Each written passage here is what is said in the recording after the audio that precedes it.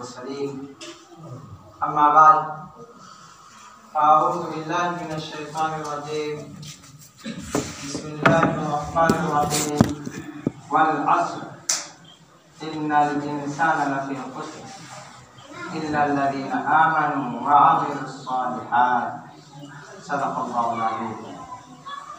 वक़ाल नबी सल्लल्लाहु अलैहि वसल्लम अद्दीन नसीहा और कमा क़ाल अलैहिस्सलातु वस्सलाम।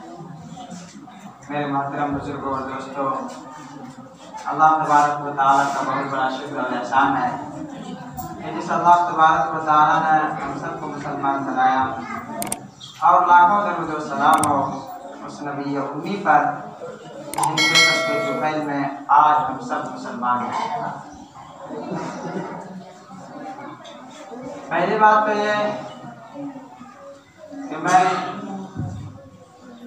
आए हुए मेहमान कराम को अपनी तरफ से और तमाम बस्ती वालों की तरफ से शुक्रिया अदा करता हूँ कि अल्लाह वाले अल्लाह के घरों में आते हैं, मेहनत करते हैं और इससे जो है बहुत सारे फसादात और बहुत सारे खुराफात दूर होते हैं।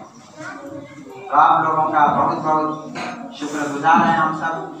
अल्लाह तबारक व तआला हम सबको तमाम मेहमानों की कदर करने की तौफीक नसीब फरमाए। दूसरी बात यह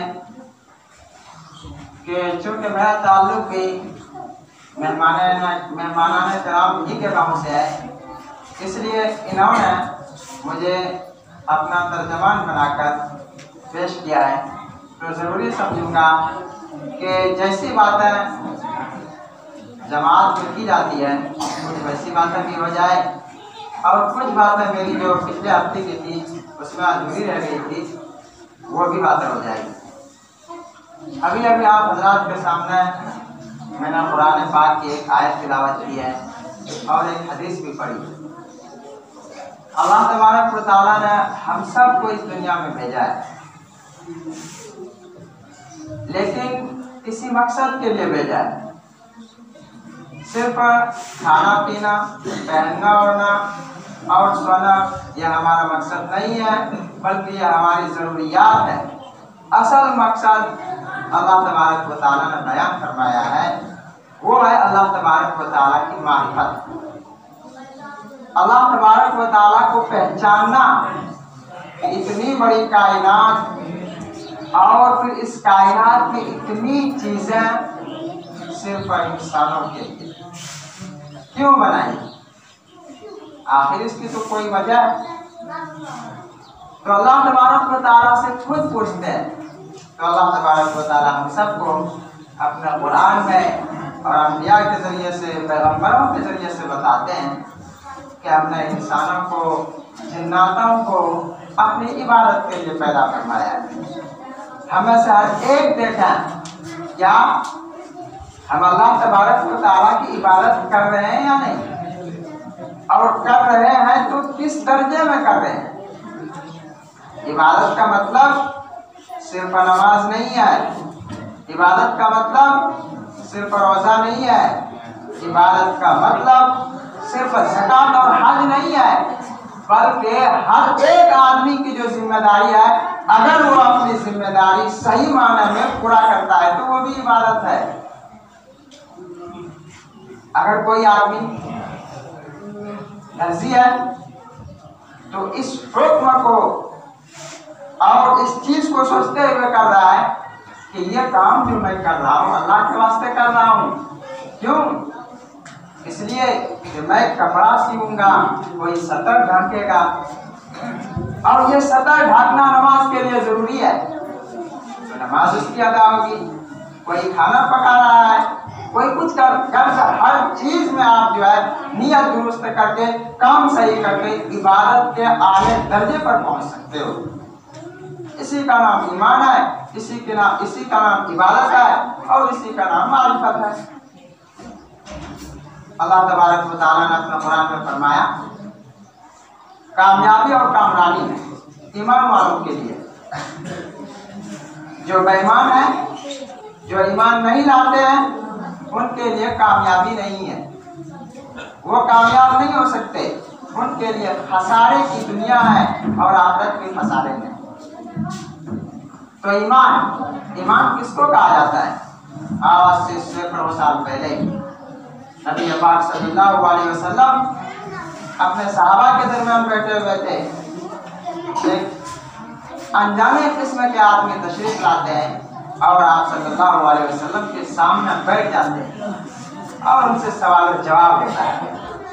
अल्लाह के नबी सल्लल्लाहु अलैहि वसल्लम से पूछते हैं, हे अल्लाह के नबी, हमें ईमान बताइए, ईमान किसको कहा जाता है? ईमान कैसे रहा जाता है? ईमान आखिर क्या चीज है, हम कैसे समझें? अल्लाह के नबी सल्लल्लाहु अलैहि वसल्लम ने बताया, अन तु'मिना बिल्लाहि व मलाइकतिही व कुतुबिही व रुसुलिही वल यौमिल आखिर वल क़द्रि खैरि व शर्रि मिनल्लाहि तआला वल बाअस बअदल मौत। तो उस पूछने वाले ने कहा, अल्लाह के नबी, आपने बिल्कुल सच फरमाया है। फिर वो इस्लाम के बारे में पूछता है। पहली बात, इसमें जो है ईमान अल्लाह पर लाओ, इसका क्या मतलब हो सकता है? इसका मतलब कुरान में वाज़ेह तौर पर मौजूद है। ईमान कहा जाता है तस्दीक करने को, मानने को और अच्छी तरीके से दिल में जमाने को, इसको ईमान कहा जाता है। अल्लाह पर ईमान लाने का क्या मतलब है? अल्लाह को हम एक माने, उसके साथ किसी को शरीक न जाने, न जात में न सिफात में। अल्लाह तबारक व तआला को हम जात में भी यकता माने और सिफात में भी यकता माने। जात में अल्लाह एक है, सिफात में जितने भी काम अल्लाह तबारक व तआला से सिफाती काम है वो दूसरे से अल्लाह तबारक व तआला के बगैर नहीं हो सकते। तो जात में भी अल्लाह को मानना है और सिफात में भी अल्लाह को यकता मानना है, इसका नाम है ईमान। दूसरी बात जो उस हदीस में फरमाया गया है कि ईमान लाओ फरिश्तों पर। फरिश्तों पर ईमान लाने का मतलब यह है कि जितने भी फरिश्ते हैं वो अल्लाह तबारक व तआला के नूरी मखलूक हैं, नूरी यानी वो नूर से पैदा किए गए हैं, वो अल्लाह तबारक व तआला की मखलूक है। बहुत सारे लोग इस दुनिया में ऐसे आए हैं जिन्होंने फरिश्तों को अल्लाह की बेटियां करार दिया, फरिश्तों को अल्लाह की बेटियां करार दिया है। और इसी तरीके से बहुत सारे ने फरिश्तों को माबूद बना लिया है कि नहीं, यही हमारा माबूद है, इसी की हम इबादत करें। तो ये हम नहीं मानेंगे। हमें ईमान ये लाना है कि फरिश्ते अल्लाह की नूरी मखलूक है और फरिश्ते न मर्द है न औरत है, न उनको खाना पीने की जरूरत है। उनका सिर्फ और सिर्फ काम अल्लाह तबारक व तआला की फरमाबरदारी और अल्लाह तबारक व तआला की बंदगी, बल्कि इसको यूं कहिए उनकी बंदगी ही जिंदगी है। फरिश्तों की बंदगी फरिश्तों की जिंदगी है। तो ये है फरिश्ते पर ईमान लाने का मतलब। दूसरी बात, उसमें तीसरी बात ये बताई गई कि अल्लाह के किताबों पर ईमान लाओ। मशहूर किताबें 4 हैं जिनको हम और आप सब जानते हैं। ज़बूर हज़रत दाऊद अलैहिस्सलाम पर नाजिल हुई, तौरात हज़रत मूसा अलैहिस्सलाम पर नाजिल हुई, इंजील हज़रत ईसा अलैहिस्सलाम पर नाजिल हुई और कुरान आप सल्लल्लाहु अलैहि वसल्लम पर नाजिल हुआ। तो ये 4 किताबें मशहूर है। इसके बारे में यह ईमान रखना है कि अल्लाह तबारक व तआला ने जैसे इन किताबों को नाजिल किया है वैसे ही ये किताब है, लेकिन मौजूदा दौर में कुरान के अलावा जितनी भी किताबें हैं वो तो फिल्माने अल्लाह तबारक व तआला ने जिस तरीके से उतारी है वो बिल्कुल दुरुस्त है। लेकिन इस दौर में जो तौरात या इंजील या ज़बूर या कोई और आसमानी बातें कुरान के अलावा पेश करते हैं वो हकीकी माने में गारंटी के साथ महफूज नहीं है, उसमें तो बदल कर दिया गया है। और कुछ सहीफे हैं वो भी अल्लाह तबारक व तआला ने जिन जिन पैगंबरों पे उतारे हैं उस पर भी ईमान रखना है कि वो भी बरहक है। इसी तरीके से रसूलों पर ईमान लाना। रसूलों पर ईमान लाने का मतलब ये है कि जितने भी आदम अलैहिस्सलाम से लेकर आज तक जितने भी रसूल आए हैं या नबी आए हैं, पैगंबर आए हैं, सब अल्लाह तबारक व तआला की तरफ से हैं। सभी ने सही बातें बताई है, सभी पर हक है, ये रसूलों पर ईमान लाना है। इसी तरीके से आखिरत के दिन पर ईमान लाना। आखिरत के दिन पर ईमान लाने का मतलब यह है कि एक दिन क़यामत आएगी और सबको इस दुनिया से जाना है। अल्लाह तबारक व तआला एक एक जर्रे का हिसाब लेंगे और जिसके लिए जन्नत जरूरी होगी उनको जन्नत देंगे और जिनको जहन्नम में जाना होगा उनके लिए अल्लाह तबारक व तआला जहन्नम देंगे। यह आखिरत का ईमान। एक बात और रह गई है, वल क़द्रि खैरि व शर्रि, और तकदीर पर ईमान लाना। यह भी एक बहुत ही बड़ी बात है। तकदीर के मसाइल इतना कठिन और इतना गुंजलक है कि इसमें बेशुमार बहसें की जाती है लेकिन समझ में नहीं आती है। तकदीर के मसाइल को बयान करना और तकदीर में जो है घुसना एक आदमी के लिए बहुत ही मुश्किल हो जाता है। इसको मौलाना अशरफ अली थानवी साहब रहमतुल्लाह अलैह ने बेहतरीन अंदाजे से समझाया है। मौलाना फरमाते हैं कि तकदीर के मसाइल को बयान करना और लोगों को कहना कि तकदीर पर ईमान लाओ बहुत आसान है, लेकिन इसको समझा देना कि कैसे ईमान लाए ये बहुत मुश्किल है। मौलाना अशरफ अली थानवी साहब ने लिखा है, तकदीर नाम है अल्लाह तबारक व तआला के इल्म का, ना कि अल्लाह तबारक व तआला के अम्र का। कैसे? इसको एक मिसाल से समझिए। एक शख्स है, वो एक अंगूर के बाग में जाता है और अंगूर खाता है चोरी करके, या किसी फल के बाग में जाता है वो चोरी करके खाता है। एक दिन पकड़ा गया तो उसको मालिक के पास लिया गया। आके देखे, जनाब मालिक मैं चोर हूँ, अल्लाह तबारक व तआला ने मेरी तकदीर में लिख दिया है और हम भी मुसलमान हैं, आप भी मुसलमान हैं। आप लोग जानते हो कि तकदीर पर ईमान लाना बहुत ज़रूरी है, इसलिए अल्लाह ने मेरे लिए चोरी लिखा है तो मैं बिल्कुल हक काम कर रहा हूँ, मैं खा रहा हूँ अंगूर चोरी कर करके। उसे बात समझ में नहीं है। कहा किसी मौलाना के पास जाना चाहिए। वो एक मौलाना के पास जाता है और अपना समस्या बताता है, मसला बताता है। तो मौलाना साहब कहने लगे, ठीक है इस मर्तबा अगर वो चोरी करके आए तो तुम मेहनत करके पकड़ना उसको, और जिस दरख्त के पास पकड़ो वहीं पर उसी दरख्त के साथ उसको बांध देना और ऊपर से डंडे बरसाना। जब वो कहने लगे कि मैं तकदीर का मारा हूँ, तकदीर ने मुझे चोर लिखा है, तो तुम कहना कि तकदीर में जिस तरीके से तुम्हारे लिए अंगूर खाना लिखा था इसी तरीके से तुम्हारे लिए डंडे खाना भी लिखा था। लिहाजा जब तक अल्लाह तबारक व तआला नहीं कहेगा कि तुम इनको छोड़ दो तब तक मारते रहना। ऐसे ही क्या बात मुझे समझ में आ गई कि अब मुझे मसला समझ में आ गया है।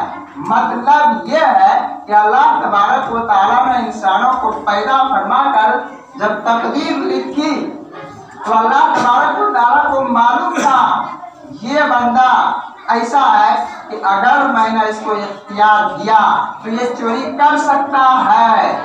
लिहाजा अल्लाह के इल्म में यह बात थी तो लिख दिया, लेकिन ये अल्लाह तबारक व तआला ने उस बंदे के कारनामे में नहीं लिखा कि ये जबरदस्ती करेगा। ये नहीं लिखा कि ये जबरदस्ती करेगा।